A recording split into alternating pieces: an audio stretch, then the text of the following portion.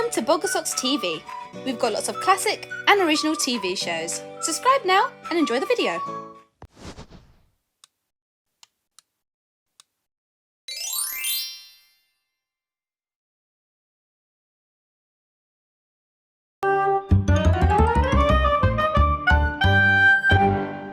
Josh had gone surfing with friends, so I was playing with Grandpa. We'd got out all Jason's old animal puppets. Look out, Jason, it's a crocodile! Brussels sprouts and pilchards in brine. Just then, we heard a horrible noise coming up the stairs. He might be a true love of mine. It was Great Aunt Loretta, Grandpa's sister. You're in a very good mood today. I've made a new friend at Miss Smiley's cafe. A very dishy gentleman from Australia. Australia? His name's Vincent. He's staying with Bob on his boat. And, listen to this, he's invited me on a date. Date? What sort of a date? A dream date. Afternoon tea on the Boomerang. Yes, this was the day we found out all about Great Aunt Loretta's dream date. Where's my deodorant? He invited you too, Grandpa, but I said you were having one of your little lie downs. Oh, you did you? So I said I'd bring Elsie. And I've made some green gloop and a sardine and strawberry trifle. You can't turn up empty-handed, can you? Come on, Elsie. Get your life jacket on. We'll be going in Queenie. Green gloop and sardine and strawberry trifle? Poor Vincent. Poor Elsie. You're not thinking about going along too, are you, Grandpa? Because if you are, you've missed the boat. Well, that's all right. I shall be going by plane. Not the shrinking cap, Grandpa. Catch me if you can. When Grandpa shrinks, he gets up to all sorts of mischief. He runs about so fast nobody can catch him. He goes zoom zoom in the car and chuff chuff chuff in the Sunnysands train. But today, he was taking the plane. Call me if you need any help. Thanks. I will. Hey! While we were on our way to Bob's boat, the Boomerang, Uncle Vincent was in the bathroom getting ready for our visit. Bob was not looking very happy. It's only me. Here, take this. Make sure the sardines don't fall off. I didn't know you were coming over, Loretta. Oh, yes. Your uncle has invited me for afternoon tea. Where is he? Oh, he's in the, Oh, in the... Great Aunt Loretta never says the word toilet out loud because she thinks it's rude. Vincent! Guess who's here? Yes, this was Uncle Vincent. Loretta! You made it! I wouldn't have missed it for the world. Oh. Come, this is my great niece, Elsie. Pleased to meet you, Els. I've made you a strawberry and sardine trifle. Bonza! I'll make us beetroot and custard sangers. Bonza. What's a sanga? That's what you good people call a sandwich. Come on, Loretta, you can help me slap on the margarine. Luckily, Grandpa was on his way. He landed on the deck of the Boomerang. So, Uncle Vincent and Great Aunt Loretta were making sangas, and I was playing snap with Bob, when suddenly I saw Grandpa. He was running along a rope. Snap! Ha! You missed that one. I was really pleased to see him. It's a bit tricky having Uncle Vincent stay. He's taken over my boat. He cooks disgusting food. And he snores like a wallaby. I don't want to be unfriendly, but I wish he'd go back to Australia. Oh, dear. Poor Bob. I've never been to Australia. Sounds bonza. It is, Loretta. Hot weather, great music, fantastic beaches. There's just one thing that I can't stand about Australia. Really? What's that? Crocodiles. They scare the living daylights out of me. Snap, snap, snap. That's why I'm never going back. What'd you say? You're never going back to Australia? No, I'm going to live in Sunnysands forever. That's the best news I've heard all year. Exactly whereabouts in Sunnysands? Well, here on this boat, of course. With you, mate. Excuse me, I need some fresh air. We must celebrate. Open up the green globe. Grandpa found a better hiding place. He wanted to talk to me. I'd come to help Uncle Vincent, but the person who really needs help is Bob. I've got to do something. Like what? Well, if I can remind Uncle Vincent of how wonderful Australia is, maybe he'll start getting homesick. I get it. If he feels homesick, he'll go back home. You're so clever, Grandpa. Elsie, come and have your sanga. I had to leave Grandpa to get on with his plan. He ran over to the little heating stove. He sat on the tap and turned it up really, really high. Ooh, beetroot and custard, yum. Don't nibble, Elsie, you're not a rabbit. And soon, the boat felt really hot. Ooh. Is it me or is it hot in here all of a sudden? Ooh. Oh, I'm sweating all over. Ooh. Good job I put on all that deodorant. It is hot, but I love it. The hotter the better. Reminds me of Australia. Does it make you want to go home? Oh, for sure, else, but I can't go back, see, because of the crocodiles. Snap, snap, snap. Bother, I'd forgotten about the crocodiles. Have some trifle. That'll take your mind off them. Grandpa had another plan now. He ran over to the record player and started pointing. He wanted me to play some music. Can I play some music? Help yourself, Else. Oh, yum. As trifle as bonza. Let's hope this does it. Waltzing Matilda. That's my favourite Aussie song. Waltzing Matilda, waltzing Matilda, young. Oh, my beloved Oz. It brings tears to my eyes. Does it make you want to go home? Oh, too right it does. That's enough of that, Elsie. Switch it off. I'd be on the next plane if it wasn't for them crocodiles. Snap, snap, snap. Snap, snap, snap. Grandpa had another plan, Of course. but he needed my help. Elsie, I want you to call Jason. I'm sure Bob won't mind if you borrow his phone. And so I called Jason. Well, if that's what Grandpa wants, I'll see you in a bit. Jason picked up the crocodile puppet and rowed to Sunnysands Harbour as fast as he could. Now we were all playing Snap. Great Aunt Loretta and Vincent were cheating, so I was really pleased when Jason came in. Hi, everyone. Jason! Can you say hello? Welcome, welcome. Come and join us. While nobody was looking, I took out the crocodile puppet and put it on the floor for Grandpa. Grandpa got inside the crocodile and then he started doing this. Snap, snap, snap. Snap, snap, snap. Ah, it's a crocodile. Snap, snap, snap. Get rid of it, Jason. Get rid of it. So Jason picked up the crocodile and pretended to get rid of it. Uncle Vincent was so scared, he went to hide in the bathroom. Jason put the crocodile down. Well, that seemed to do the trick. I'll be off then. See you back at the mill, Grandpa. Grandpa jumped up the steps and went off to find the plane. It's okay, you can come out now. The crocodile's gone. Thanks, mate. Good job you were on the spot. Right, I'm getting out of here.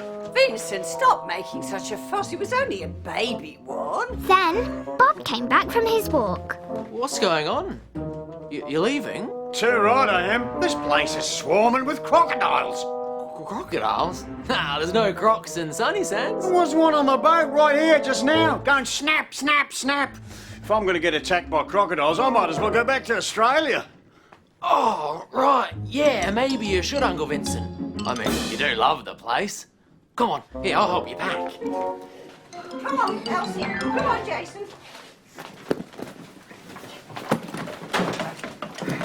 Time we went. Ah. Grandpa flew home as fast as he could. He jumped out of the plane, took off his shrinking cap, and came back to his normal size. We came home too. Well, did the plan work? Of course, Vince has gone back to Australia and Bob's got his boat back. Teamwork, I call it. Teamwork! What a disaster.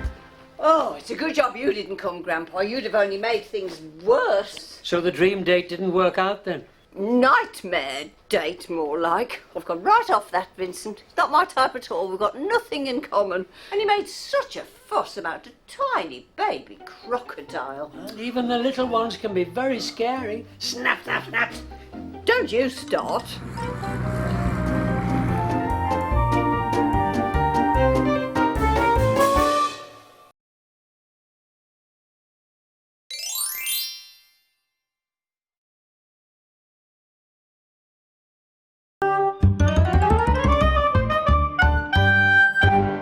It was an exciting day at the mill on the Marsh because a special guest was staying. She was a famous writer who wrote children's stories, and her name was Nattie Scribbler. You are so lucky to be staying here all summer.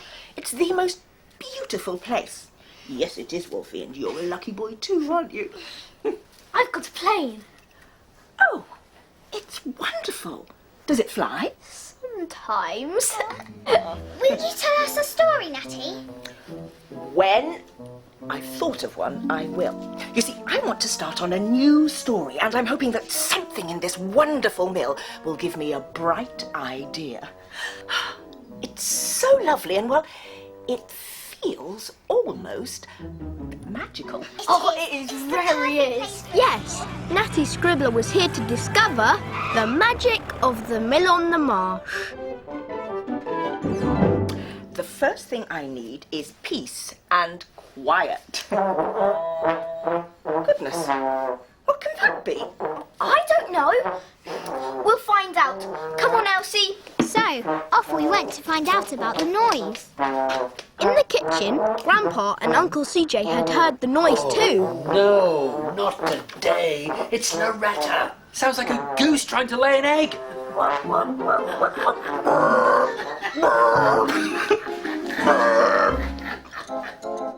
Then the noise started again. It started again. What is it? It's Loretta. She's learning to play the trombone. But Natty needs it to be quiet to think up a story. Hey, Danny me. It's coming on, eh? Why? Nattie Scribbler's upstairs trying to think of a story. Why didn't somebody say? Oh, I've got loads of ideas, I have. No, Loretta, wait. She wants ideas from Josh and Elsie. Oh, don't be silly, Grandpa. They won't have any ideas. They're children. And off she went. I do love your work. And here you're after an idea. Well, I'm full of ideas, me. I'm very creative in many ways. You may have heard me playing the trombone earlier. I did. So, what about a story about a mermaid? Or a giant? Or a baboon with a big blue bottom? I'm not sure that's quite my style. I know what you need. I've got just the thing. I'll be right back. Don't you bother, you two. I know what you're like.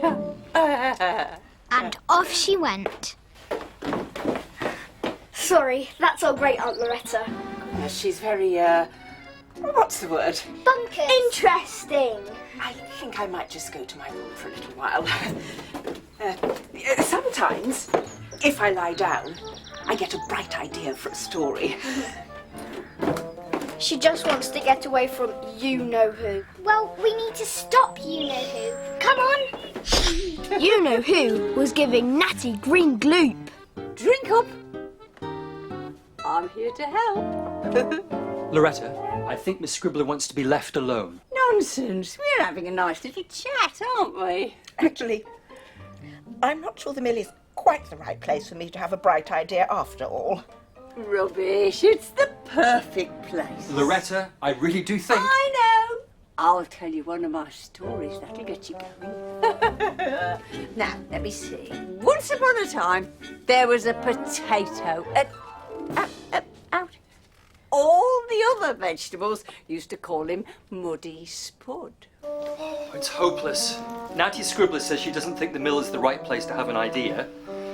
And Loretta started telling a story about a potato. Oh, no, not Muddy Spud. I'll see what I can do. You two come with me. Grandpa had a plan, so we followed him upstairs. You've got to get Loretta out of her room. Give me the thumbs up when Nattie's alone. But what are you going to do? What do you think I'm going to do? Not the shrinking cat, Grandpa! Catch me if you can. Well, you know what happens when Grandpa shrinks. He can make all kinds of things work. He can drive the toy car, he can chuff around in the Sunnysands train. And he can even make Mrs. Ostrich fly, which is odd, because ostriches can't fly, actually. Today, he jumped into my cousin Jason's plane. And before we knew it, he flew right out of the window. Grandpa landed in the big nut tree in the meadow. We had to get Loretta away from Natty, and I had an idea. I ran to Nattie's room, and Josh went to let Grandpa in on my plan. Stay there until I give you the sign, Grandpa. So Muddy Spud said to the radishes, what is it, Elsie? I know how you can help, something that only you can do. You can make Natty a sardine and strawberry tart. Oh, yes. You're right. That is something that only I can do. Thank you, Elsie. I really don't think I'm going to have a bright idea here after all. I do feel peculiar after the gloop. Maybe a little rest will help. And some fresh air. Oh. So, I opened the window and went to tell Josh that it was all clear. All clear. Right. Then I gave Grandpa the sign. And he took off and flew in through Nattie's window. She couldn't believe her eyes. Then he landed on the dressing table. Oh, my goodness. A little man. At your service, ma'am. What are you doing here? Well, I heard you were hoping for a bright idea for a story, so I thought I'd just pop in and see if I could help. But this is magic. Oh, yes. The mill on the Marsh is a magical place, you know. I thought so the minute I walked in, but I just haven't had an idea. Well, I think you have now. I think so too. You never know where an idea may be. Sometimes it's right before your eyes. It might be hiding and you just can't find it. Then it takes you by surprise. So true. You never know when the next story will strike. You might wait forever and a day. Then you get that feeling, that magical feeling that a story's on its way. Bright ideas, bright ideas. I've been having them for years and years. And this time I waited as long as I can. And at last it's here, the best idea. I'll give a cheer. The best idea has come from a little magic man. Pleased to be of service, ma'am. And Grandpa ran, got back into the plane, and off he flew. We were all ready to hear Nattie's new story. Oh, I'm so excited, I can't wait. And here's a nice slice of sardine and strawberry tart for afters. We didn't know where Grandpa was, but suddenly we saw the plane landing. I'd better wake Grandpa up. He's sure to want to listen. No, Uncle, there isn't time. We can tell Grandpa the story. Ready? And Nattie began. Once upon a time, there were two children called Elsie and Josh, and a little dog called Wolfie. And they were living in a wonderful windmill. A writer came to stay. She wanted an idea for a new story, but try as she might, she just couldn't think of one. A kind old lady at the mill gave her some green gloop to help. Oh, that's me! I'm in it. Then she decided to have a rest. Just then, the children sent their magic plane through her window, and to her great surprise, out stepped a little man. A little magic man. And they sang a song together all about bright ideas. Bright ideas, bright ideas. I've been having them for years and years, and this time I've waited as long as I can, and at last it's here. The best idea has come from a little magic man.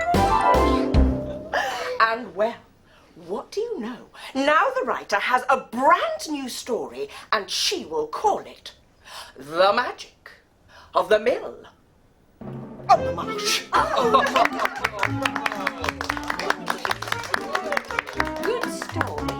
Well done. Oh, thank you. I have had a lot of practice at writing stories. Oh, that reminds me. And off went Great Aunt Loretta. And now I've got my new story, I think I'll take a walk outside. I'll show you round, Natty. You'll love it. Come and see the meadow. Oh, It's just wonderful this time of year. Grandpa quickly jumped off the toy box. Come on, Grandpa, quick. We did it! We gave Nattie Scribbler a brand new idea for a story. And we're in the story. That's because we all helped. Teamwork. Then the trombone started up again.